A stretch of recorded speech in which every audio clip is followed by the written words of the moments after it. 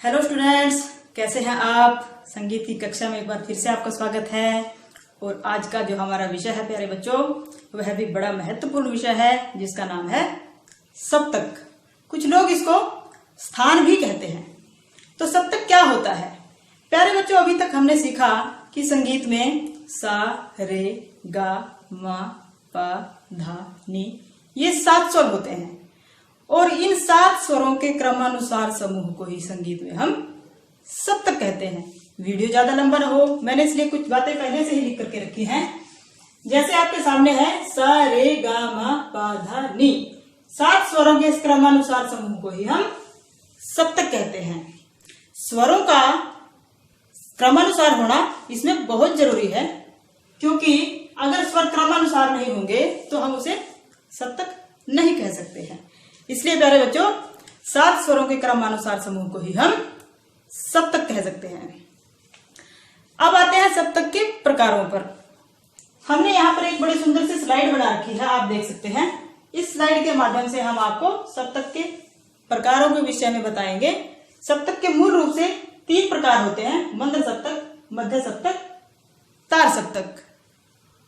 Number 1, मंद्र सप्तक। मंद्र सप्तक क्या होता है प्यारे बच्चों? मंद्र सप्तक वह सप्तक है जिसके स्वरों की आवाज बहुत नीची होती है।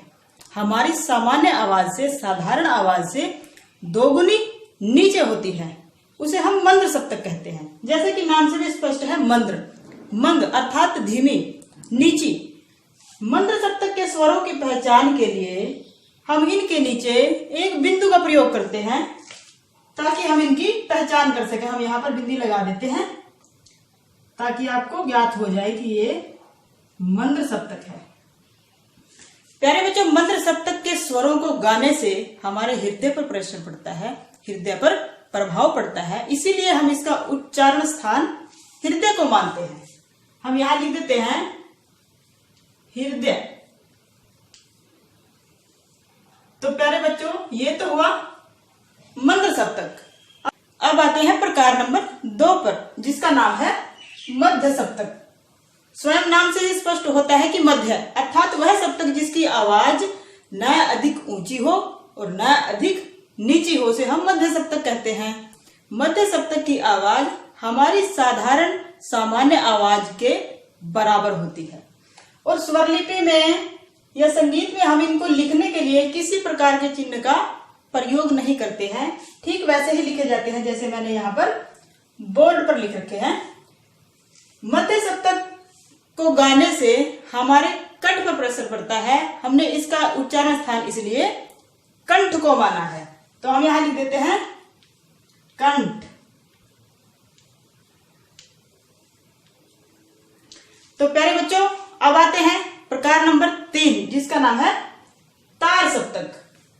वह सप्तक जिसके स्वरों की आवाज हमारी साधारण आवाज से 2 गुनी ऊंची हो और मंद्र सप्तक की आवाज से 4 गुनी ऊंची हो। कहने का अभिप्राय कि मंद्र सप्तक से 4 गुनी ऊंची और मध्य सप्तक से 2 गुनी ऊंची आवाज जिस सप्तक की है उसको हम तार सप्तक कहते हैं। संगीत में इन स्वरों की पहचान करने के लिए हम इनके ऊपर बिंदी का प्रयोग करते हैं। ठीक इसी प्रकार से जैसे मैंने यहां पर बिंदी लगा दी है। हमने जाना कि मंद्र सप्तक के हमने नीचे बिंदी प्रयोग की थी, मध्य सप्तक में हमने किसी चिन्ह का प्रयोग नहीं किया है और तार सप्तक में हमने ऊपर बिंदु का प्रयोग किया है।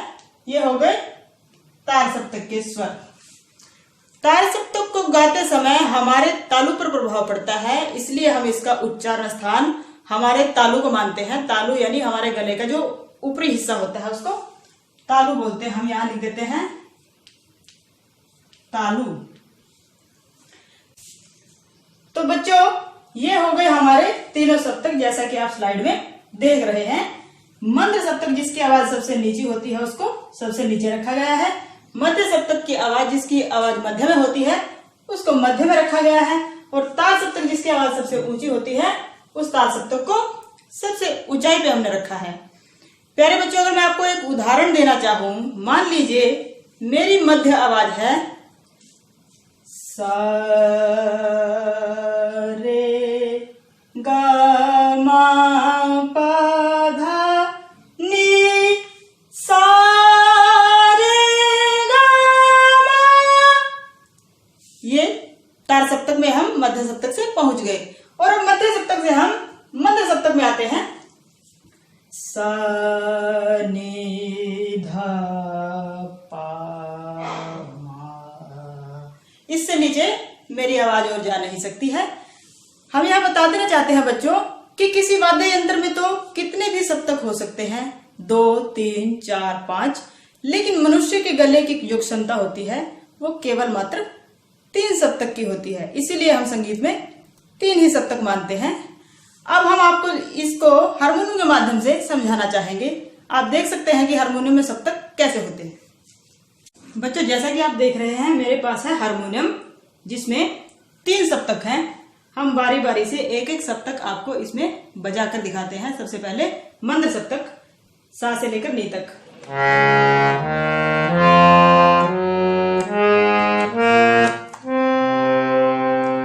अब आता है मध्य सप्तक सा से लेकर नी तक।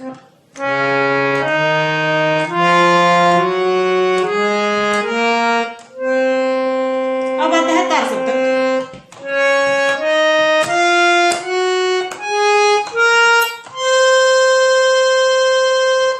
इस प्रकार आपने देखा कि तीनों सप्तकों की आवाज में फर्क था, वो फर्क आपको मालूम पड़ गया होगा। हम अगले वीडियो में फिर से आपसे मिलेंगे। मुझे उम्मीद है आपको समझ में आ गया होगा। इसी के साथ आपका बहुत बहुत शुक्रिया। थैंक यू, धन्यवाद। इस वीडियो को लाइक करें, हमारे चैनल को सब्सक्राइब कर बेल आइकन जरूर प्रेस करें।